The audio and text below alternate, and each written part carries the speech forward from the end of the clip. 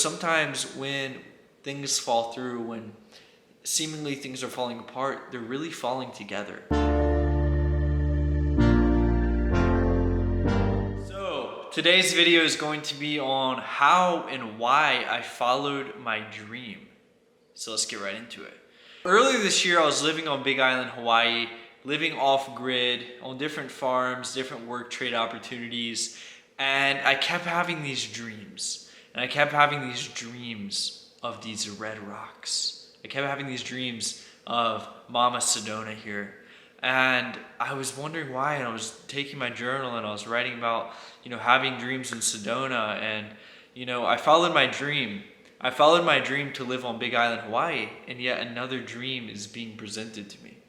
Not just a dream in the mental, but literally a dream in the dream world. And so I spent many more months there, and if you're wondering about how I got to the point of living on Big Island, Hawaii, check out my first ever YouTube video. I have some details there about what my calling was and how I ended up doing that. So yeah, I kept having dreams, and I got to the point where I was like, I need to be there. And things on Big Island that chapter started to come to a close. And I ended up traveling back to the mainland and spending about a month and a half back on the mainland. And I just kept feeling the call to come back to Sedona. The first time I was in Sedona, my life was changed so much.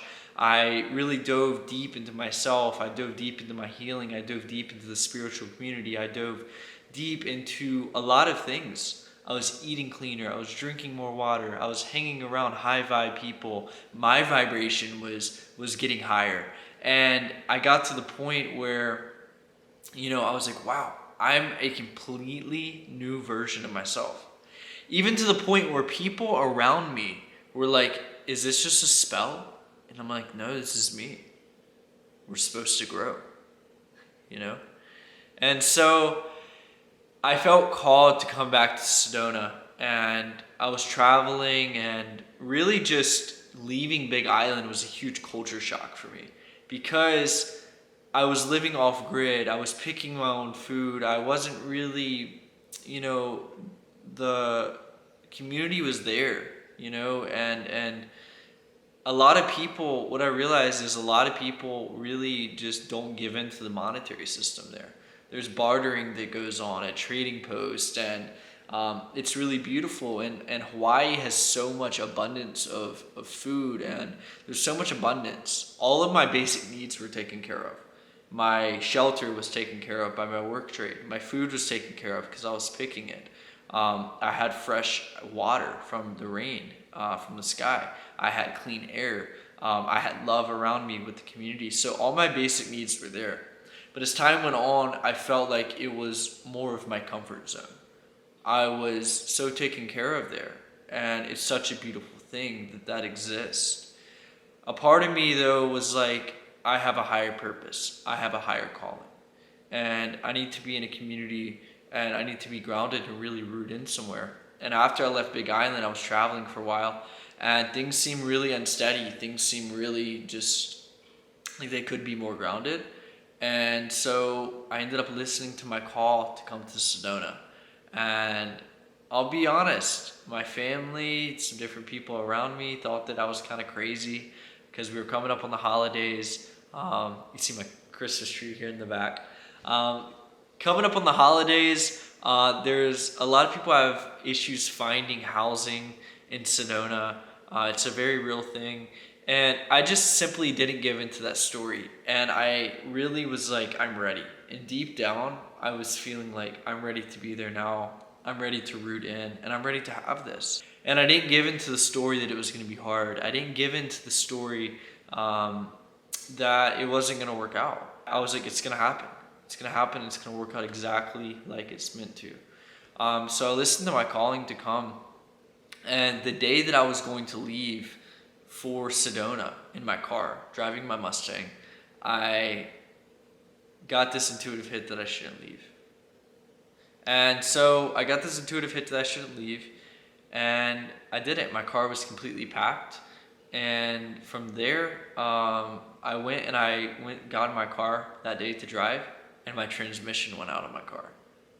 And part of me was like, wow, that sucks. And then another part of me was like, it reminded me that it's such a blessing that I wasn't halfway across the United States. My plan was to drive my car from North Carolina to Sedona. So when my transmission went out, I was like, wow, that's unfortunate. But my conviction was so strong that I was like, if I need to scrap my car, whatever.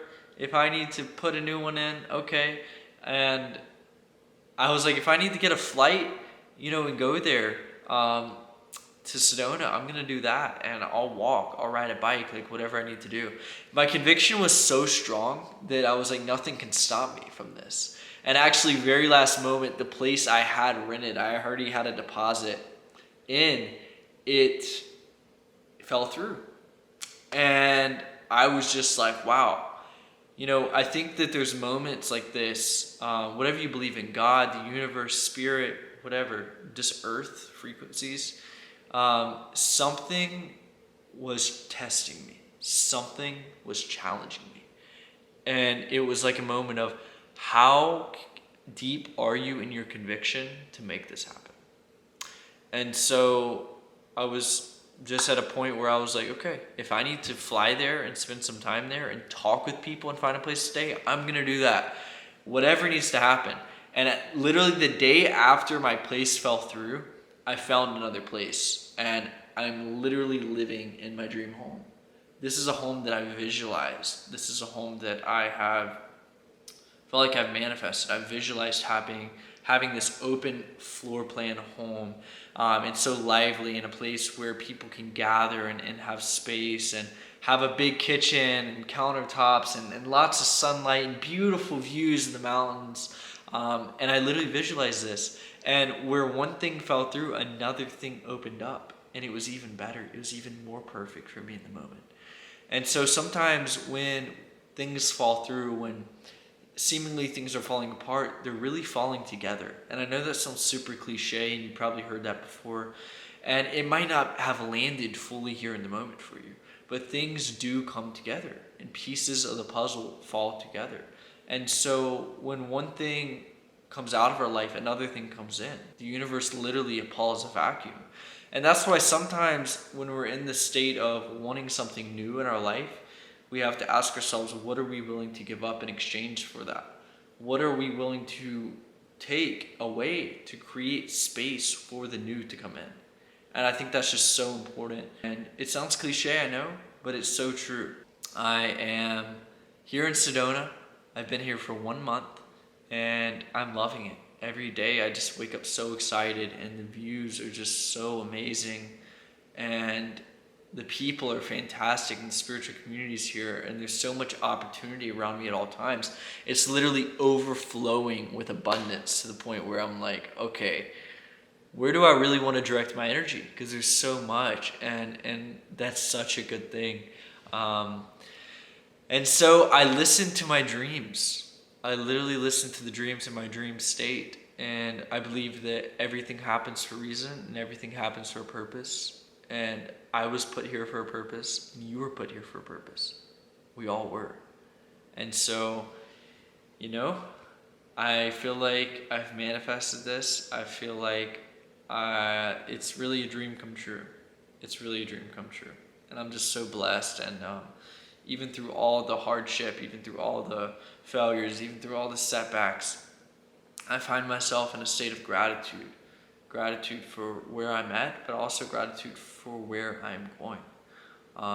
And gratitude is the attitude. A lot of times we want something really, really bad, and what ends up happening is we want that thing, but we're so attached to the feeling that we have now of lack that we just attract more lack, and we attract more things that aren't in alignment with us. And so to actually be on the frequency of our goal, and to actually take that goal that's in our mind and turn it into its physical equivalent into our hand, we have to put ourselves on that frequency. And if you're in a space where, hey, it's like not easy right now. Like I'm going through a hard time. It's really easy to focus on the hard time. To take that thing and put it into its physical equivalent, we have to put ourselves on the vibration of that thing.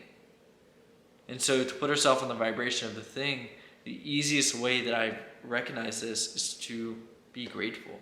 To be grateful for what we have, and to be grateful for the thing that we don't yet have. And understand that in this moment, you might not have it in your hand. But if you have it in your mind, you hold it in your mind, you hold it in your heart, it's literally already done. It just needs to manifest into its physical equivalent. So keep going. The things you want will manifest into the physical equivalent. Remember that right now, if you're going through a hard time, this moment doesn't last forever. And if you're going through a great time, remember not to be fearful that it's going to change, and embrace it in the moment. Embrace it in every single aspect. Keep dreaming, keep manifesting, keep pursuing your passions. Clear out the old and bring in the new. Thank you for watching this episode on Evoking Truth about my journey to Sedona. Please subscribe, please like this video so I can bring you more value. Thank you for watching.